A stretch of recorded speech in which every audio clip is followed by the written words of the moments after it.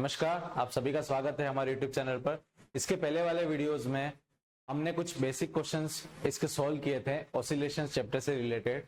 इस लेक्चर में हम इसके PYQs यानी प्रीवियस ईयर क्वेश्चंस लेके आए हैं आपके बीच। तो चलिए शुरू करते हैं। पहला क्वेश्चन आपके लिए ये रहा, what is the length of second pendulums where G is 980 centimetre per second square. तो सबसे पहले आपको क्वेश्चन में जो चीज गिवन है उसको हम उसकी बात करते हैं। तो सबसे पहले आपको क्वेश्चन में गिवन है सेकंड पेंडुलम। तो सेकंड पेंडुलम्स वो पेंडुलम होता है जिसका टाइम पीरियड कितना होता है 2 सेकंड। कितना होता है 2 सेकंड। तो सबसे पहले आपने क्वेश्चन पढ़ा, क्वेश्चन पढ़ के आपको ये समझ में आया कि सेकंड पेंडुलम जिसका टाइम पीरियड कितना होता है 2 सेकंड। आपको ये गिवन कंडीशन में लिख लेना है। तो गिवन कंडीशन कितनी हुई, हमें ऐसा पेंडुलम दे रखा है जिसका टाइम पीरियड कितना है 2 सेकंड।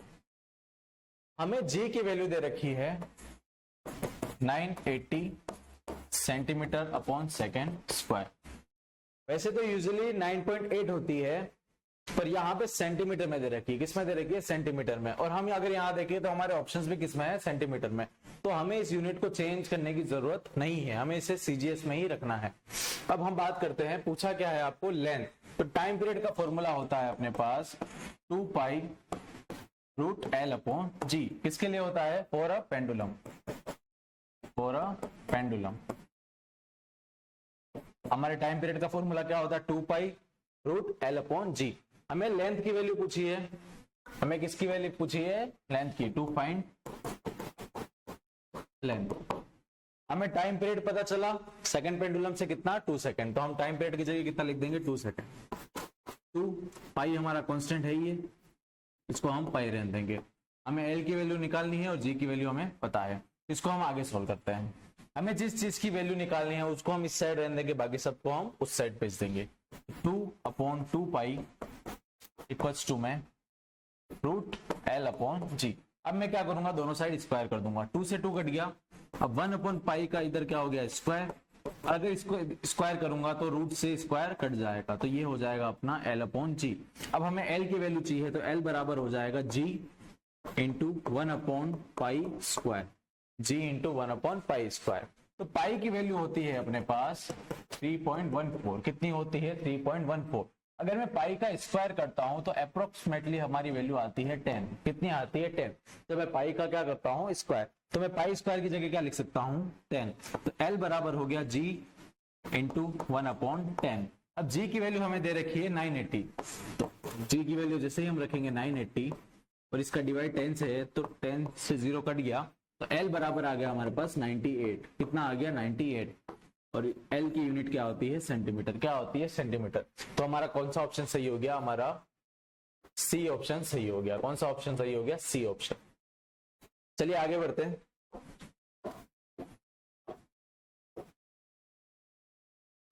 सेकेंड क्वेश्चन ये रहा हमारा, the number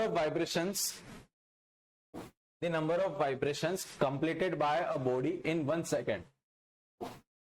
The number of vibrations completed by a body in 1 second. तो वाइब्रेशन पर सेकेंड क्या होता है हमारे पास? फ्रीक्वेंसी। क्या होता है? फ्रीक्वेंसी। तो क्वेश्चन में पूछा है कि वाइब्रेशन पर सेकेंड क्या होता है, तो कौन सा ऑप्शन सही हो गया? हमारा ऑप्शन डी सही हो गया, क्योंकि वाइब्रेशन पर सेकेंड क्या होता है? हमारी फ्रीक्वेंसी। चलिए आगे बढ़ते हैं। Question number 3, the number of vibrations, ये हो गया था।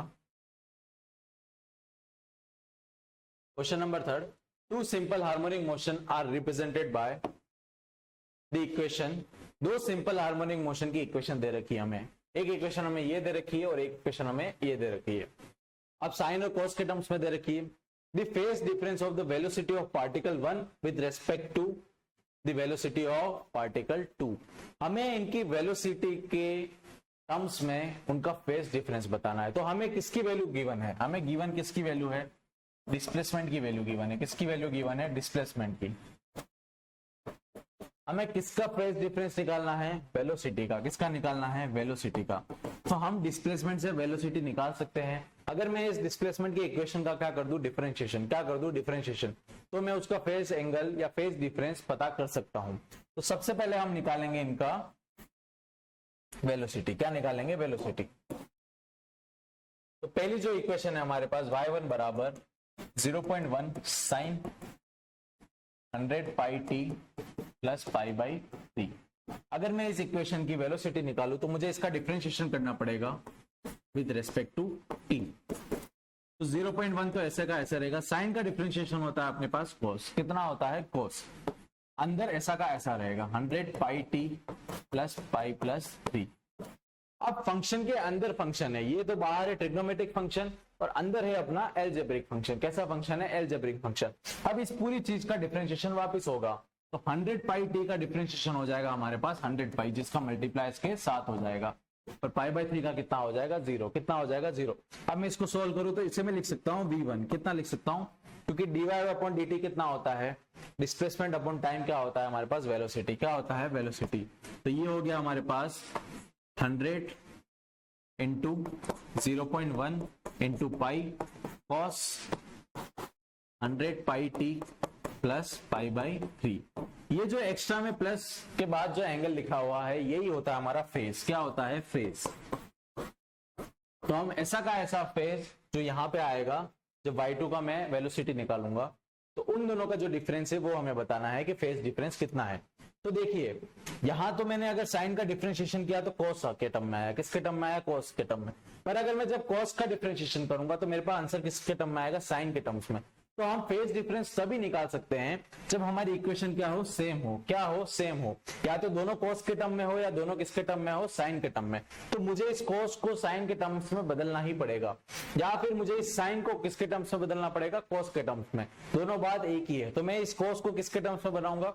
साइन के टर्म्स में। क्यों? क्योंकि जब मैं इस y2 का डिफरेंशिएशन करूंगा तो मेरे पास cos का डिफरेंशिएशन आएगा sin थीटा, और sin थीटा के बाद इक्वेशन बनेगी, और यहाँ पे इक्वेशन किस में आ रही है? cos थीटा में। किस में आ रही है? cos थीटा में।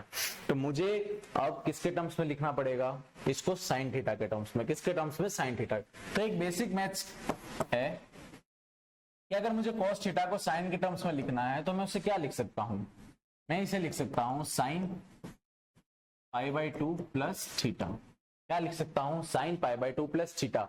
मैथ्स की प्रॉपर्टी है कि जब पाई बाई 2 होता है तो साइन फंक्शन किस में बदल जाता है? कॉस थीटा में। किस में बदल जाता है? कॉस थीटा में। ठीक है।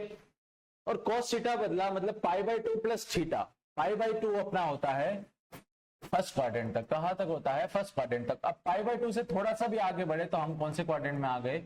सेकंड क्वाड्रेंट में। कौन से क्वाड्रेंट में आ गए? सेकंड क्वाड्रेंट में। और सेकंड क्वाड्रेंट में हमारा साइन क्या होता है? पॉजिटिव। क्या होता है? पॉजिटिव। तो मैं cos थीटा को क्या लिख सकता हूं? sin pi by 2 plus theta. sin pi by 2 plus theta. तो मैं इस cos थीटा को किसके टर्म्स में लिखूंगा? sin theta. तो ये ब्रैकेट के अंदर जो पूरी चीज है इसको अगर मैं थीटा मान लूं, क्या मान लूं? थीटा। तो मुझे सिर्फ cos को इतना ही लिखना है, sin pi by 2 plus theta. क्या लिखना है? sin pi by 2 plus theta. तो मैं इसको आगे लिखता हूं। 100 का मल्टीप्लाई जब 0.1 से हो जाएगा तो ये हो जाएगा 10 पाई cos। अब cos को मुझे साइन के टर्म्स में लिखना है तो मैं लिख दूंगा साइन। ये जैसा थीटा चल रहा है वैसा का वैसा चलने देते हैं। 100 pi t plus pi by 3 plus pi by 2, क्योंकि हमें पता है कि sine pi by 2 plus theta कितना होता है? cos theta. किस साथ? ये बात और ये बात क्या है? सेम है। क्या है? सेम है। मैंने बस cos वाली इक्वेशन को किसके टर्म्स में लिखा है? साइन के टर्म्स में। चलिए आगे बढ़ते हैं। तो हम इस इक्वेशन को लिख लेते हैं। तो v1 बराबर हमारे पास आया 10 pi sine 100 pi t plus pi by 3 plus pi by 2। Pi by 3 plus pi by 2। अब इस पाई बाई 3 प्लस पाई बाई 2 को अगर मैं सॉल्व करूं, क्योंकि ये सब मिलके ही अपना क्या बनेगा? फेस बनेगा। क्या बनेगा? फेस। ए वाली इक्वेशन पाई टी के बाद जो भी इक्वेशन होती है प्लस में वो क्या होती है? फेस। क्या शो करती है हमें? फेस। तो v1 बराबर हो गया 10 pi sine 100 pi t plus LCM आ गया हमारे पास 6, तो इसको सोल्व करेंगे तो 2 पाई प्लस 3 पाई। कितना हो गया ये? 5 पाई बाई 6। कितना हो गया ये? 5 पाई बाई 6। तो इसे मैं क्या लिख सकता हूं कंबाइंड में? 5 पाई बाई 6। तो 100 पाई टी मतलब पाई टी के इक्वेशन के बाद जो भी चीज आ रही है यही हमारा क्या हो गया? फेस हो गया। क्या हो गया? फेस। क्योंकि हमें वेलोसिटी का फेस पूछा है। किसका पूछा है? वेलोसिटी का। अब मैं V2 निकालूंगा, क्या निकालूंगा? V2। जैसे ही मैं V2 निकालूंगा तो मैं दोनों के फेस एंगल बता पाऊंगा और दोनों के फेस एंगल का क्या निकाल दूंगा? डिफरेंस। क्या निकाल दूंगा? डिफरेंस। चलिए आगे बढ़ते। सॉल्विंग फॉर V2, तो मैं इस Y2 इक्वेशन जो डिस्प्लेसमेंट है हमें हमारे पास, उसका मैं क्या कर दूंगा? अब डिफरेंशिएशन। क्या कर दूंगा? डिफरेंशिएशन। तो Y2 इक्वेशन अपने पास क्या है? 0.1 cos पाई t। तो इसका डिफरेंशिएशन किया हमने विद रेस्पेक्ट टू t, तो 0.1 तो ऐसा का ऐसा, साइन का हो जाएगा, cos का हो जाएगा माइनस का साइन। कितना हो जाएगा? माइनस का साइन पाई t। अब अंदर वाला फंक्शन है, इसके अंदर भी t है साथ में, तो पाई t का डिफरेंशिएशन हो जाएगा पाई, जो इसके साथ मल्टीप्लाई हो जाएगा। तो dy बाई अपॉन dt होता है अपना वेलोसिटी, और ये किसकी वेलोसिटी है? सेकंड पार्टिकल की। किसकी? सेकंड पार्टिकल की। तो इसको फर्दर सोल्व करते हैं हम, तो 0.1 साइन पाई टी इंटू में पाई। अब देखिए फंक्शन तो दोनों साइन में आ चुके हैं, हमें इस चीज से मतलब नहीं है कि यहाँ 100 पाई टी लिखा है या यहाँ सिर्फ पाई टी लिखा है, हमें इस चीज से मतलब नहीं है, हमें सिर्फ प्लस के बाद वाली चीज से मतलब है। वही चीज हमारी क्या होती है? फेस होती है। क्या होती है? फेस। तो साइन का फंक्शन, तो यहाँ पे भी साइन का फंक्शन है, इसलिए मैंने इस वाले कोस को किस में बदल दिया था? साइन में। पर यहाँ एक चीज और है, माइनस। क्या है? माइनस। इस माइनस को भी मेरे को हटाना पड़ेगा, क्योंकि यहाँ पे माइनस नहीं है। हमें दोनों इक्वेशन को सेम फंक्शन बनानी पड़ेगी। तो हमें पता है कि मैं माइनस साइन थीटा को क्या लिख सकता हूं? मैं माइनस साइन थीटा को लिख सकता हूं साइन पाई प्लस थीटा। कितना लिख सकता हूं? Sine pi plus theta. क्योंकि जब साइन या किसी भी फंक्शन के बाद पाई होता है तो ये फंक्शन किसी चीज में चेंज नहीं होता है। जब पाई बाई 2 होता है तो फंक्शन साइन कोस में चेंज हो जाता है, पर यहाँ पे साइन साइन ही रहेगा। अगर वहां कोस पाई बाई 2 होता तो कोस किस में बदल जाता? साइन में। पर यहाँ पे साइन, यहाँ पे पाई आ गया तो साइन साइन में रहेगा। और पाई प्लस थीटा, ये हो गया हमारा 0 से पाई बाई 2, और ये हो गया हमारे पास पाई। तो पाई प्लस थीटा होता है हमारा थर्ड क्वाड्रेंट। कौन सा क्वाड्रेंट होता है? Third quadrant. तो थर्ड क्वाड्रेंट में हमारा साइन क्या होता है? नेगेटिव। क्या होता है? नेगेटिव। अगर आपको इस बेसिक मैथ से कोई दिक्कत हो रही है, आपको ये चीज समझ नहीं आ रही है, तो आप कमेंट सेक्शन में बता सकते हैं। मैं बेसिक मैथ्स को लेकर एक नया लेक्चर लेके आऊंगा आपके बीच, जिससे आपके फिजिक्स के जितने भी डाउट्स होंगे इजीली सॉल्व हो जाएंगे। क्योंकि फिजिक्स में क्वेश्चन सॉल्व करने के लिए आपकी मैथ्स अच्छी होना जरूरी है। तो ये हो गया, मैं माइनस साइन थीटा को क्या लिख सकता हूं? Sine pi plus theta. तो मैंने एक आइडेंटिटी यूज की, माइनस साइन थीटा बराबर कितना होता है? Sine pi plus theta. तो इस माइनस साइन को मैं कैसा लिखूंगा? V2 बराबर 0.1 का मल्टीप्लाई तो हो गया पाई से, इस माइनस साइन को मैंने लिखा साइन पाई टी, तो थीटा था और साथ में पाई का क्या कर दिया? प्लस। क्या कर दिया? प्लस। तो मेरे पास अब V2 की इक्वेशन क्या आई? 0.1 into pi sine pi t plus पाई। तो यहाँ पे जो इक्वेशन है और यहाँ पे जो इक्वेशन है, क्या बाहर कोई माइनस है? नहीं। यहाँ कोई माइनस है? नहीं। क्या साइन का फंक्शन है? हाँ। और क्या यहाँ पे भी साइन का फंक्शन है? जी। तो अंदर यहाँ चाहे पाई टी हो या पे 100 पाई टी हो, इससे हमें फर्क नहीं पड़ता, हमें सिर्फ प्लस के बाद वाली चीज है। तो यहाँ पे फेस क्या हो गया मेरे पास? पाई। कितना हो गया? पाई। अब हमें क्या पूछा है? हमें जो पूछा है उसकी बात करते हैं। तो अब मैं V2 की वैल्यू लिख लेता हूं।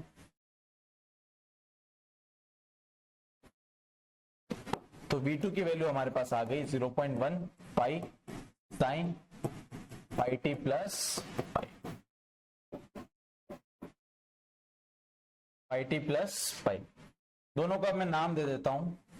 इसको मैं नाम देता हूं फेस। फेस को हम लिखते हैं शाई से, तो ये हो गया हमारा शाई 1 और ये हो गया हमारा फाई 2। क्या हो गया? फाई 2। अब मुझे क्या पूछा है क्वेश्चन में? The phase difference of the velocity of particle 1। सबसे पहले हमने वेलोसिटी ऑफ पार्टिकल 1 निकाली with respect to velocity of particle 2, और हमने वेलोसिटी ऑफ पार्टिकल 2 भी निकाल दी। अब मुझे फर्स्ट का डिफरेंस किससे लेना है? सेकंड से।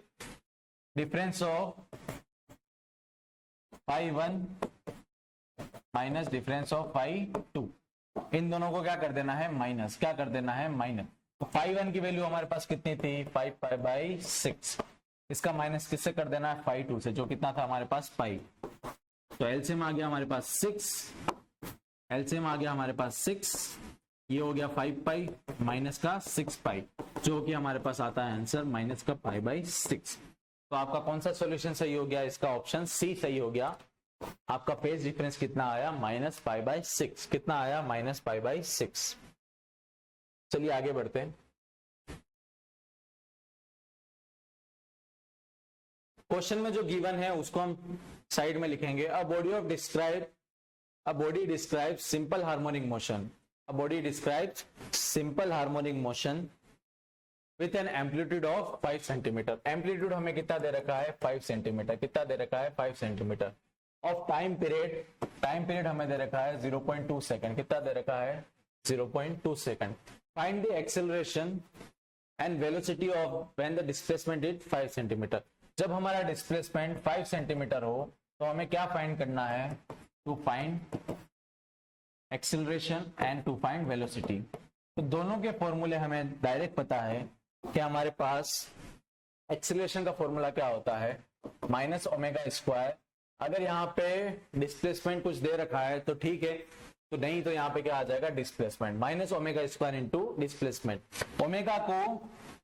ओमेगा की वैल्यू कहीं भी क्वेश्चन में गिवन नहीं है, पर हमें एक चीज की वैल्यू गिवन है, टाइम पीरियड की। किसकी वैल्यू गिवन है, टाइम पीरियड की। तो मैं ओमेगा को क्या लिख सकता हूं, 2π/t। कितना लिख सकता हूं, 2π/t। तो मैं इसको अगर सॉल्व करूं तो ओमेगा बराबर हो गया 2 इंटू 22/7 इंटू टाइम पीरियड की वैल्यू कितनी दे रखी है, 0.2। तो 1/0.2, 2 इंटू 22/7। यहां से पॉइंट हटा तो ऊपर 10 आ गया, डिवाइड बाय 2। 2 से 2 कट गया तो ये आ गया अपने पास 220/7। कितना आ गया, 220/7।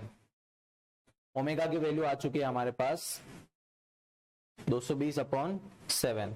और इसको और फर्दर मैं सोल्व करूं, तो मेरे पास आ जाएगा ये, या फिर पाई के टर्म्स में ही रहने दे तो ये आ गया हमारे पास 10 पाई रेडियन पर सेकंड। कितना आ गया, 10 पाई रेडियन पर second.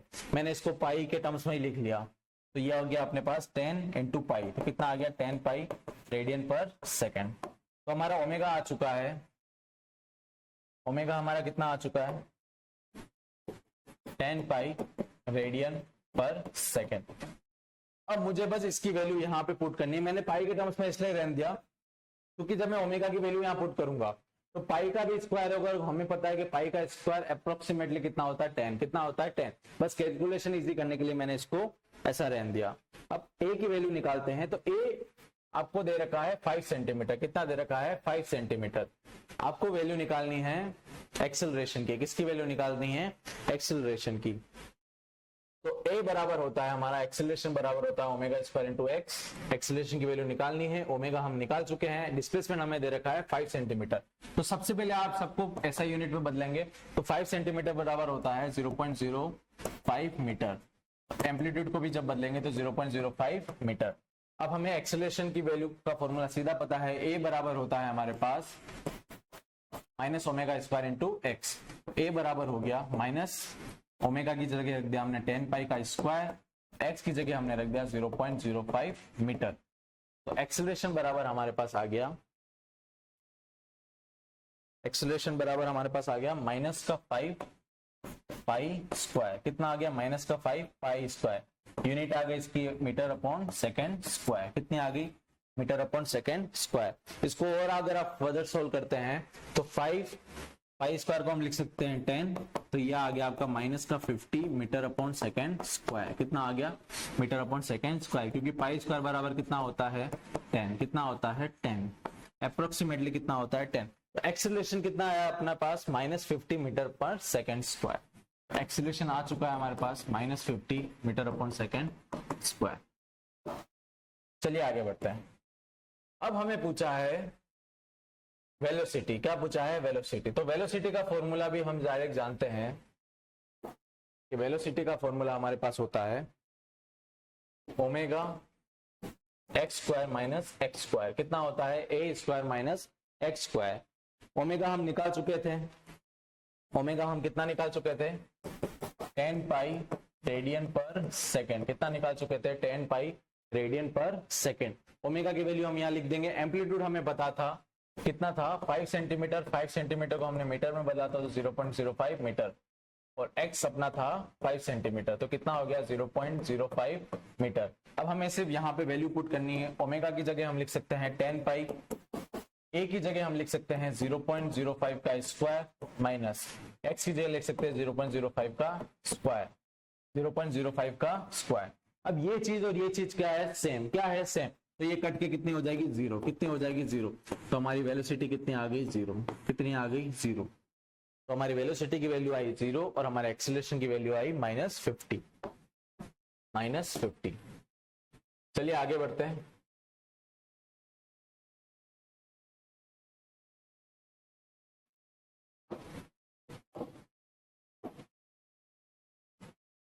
Next question. In a simple harmonic motion, at what value of displacement the kinetic energy and potential energy is same? अब हमें उस डिस्प्लेसमेंट की वैल्यू निकालनी है जिस डिस्प्लेसमेंट पे आपकी काइनेटिक एनर्जी और पोटेंशियल एनर्जी क्या होती है, सेम। क्या होती है, सेम। तो सबसे पहले मैं काइनेटिक एनर्जी का फॉर्मूला लिख दूं। वो होता है हमारे पास half m omega square a square minus x square. यह होता है हमारी काइनेटिक एनर्जी का फॉर्मूला, इसको हम डिराइव कर चुके हैं हमारे सेकंड लेक्चर में। अब हम बात करते हैं पोटेंशियल एनर्जी का फॉर्मूला। पोटेंशियल एनर्जी का फॉर्मूला हमारे पास होता है half m omega square x square, half m omega square x square. अब हमें पूछा है कि किस पॉइंट पे पोटेंशियल एनर्जी और काइनेटिक एनर्जी क्या होती है, सेम। तो सेम पूछा है तो दोनों को क्या कर लेते हैं, इक्वल, क्योंकि जो चीज कटनी होगी वो कट जाएगी। हमें सिर्फ एक्स की वैल्यू से मतलब है, हमारे पास एक्स की वैल्यू आ जाएगी। यही हमारा क्या है, डिस्प्लेसमेंट। तो काइनेटिक एनर्जी बराबर पोटेंशियल एनर्जी। तो half m omega square a square minus x square बराबर half m omega square x square. Half से हाफ कट गया, एम से एम कट गया, ओमेगा स्क्वायर से ओमेगा स्क्वायर कट गया। हमारे पास क्या बचा, a square minus x square बराबर में एक्स स्क्वायर। हमें एक्स की वैल्यू से मतलब है, हमें क्या चाहिए, डिस्प्लेसमेंट की वैल्यू। तो ए स्क्वायर बराबर कितना हो गया, एक्स स्क्वायर। जब ये उधर जाएगा तो प्लस का एक्स स्क्वायर, तो ए स्क्वायर बराबर हो गया 2x स्क्वायर। कितना हो गया, 2x स्क्वायर। इसको मैं फर्दर सोल्व करूं तो ए स्क्वायर बराबर 2x स्क्वायर, ये 2 नीचे डिवाइड में आ जाएगा तो ए स्क्वायर अपॉन 2 बराबर में एक्स स्क्वायर। अब हमें x की वैल्यू चाहिए तो मैं स्क्वायर दोनों साइड, इसका स्क्वायर इस पे ला रहा हूं, तो ये क्या हो जाएगा, रूट ए स्क्वायर बाई 2 बराबर में x। तो ए स्क्वायर से रूट हट गया तो ये हो गया a अपॉन में root 2 plus minus a upon root 2। तो एट डिस्प्लेसमेंट x बराबर a अपॉन रूट 2, हमारे पोटेंशियल एनर्जी और काइनेटिक एनर्जी की वैल्यू क्या होती है, सेम।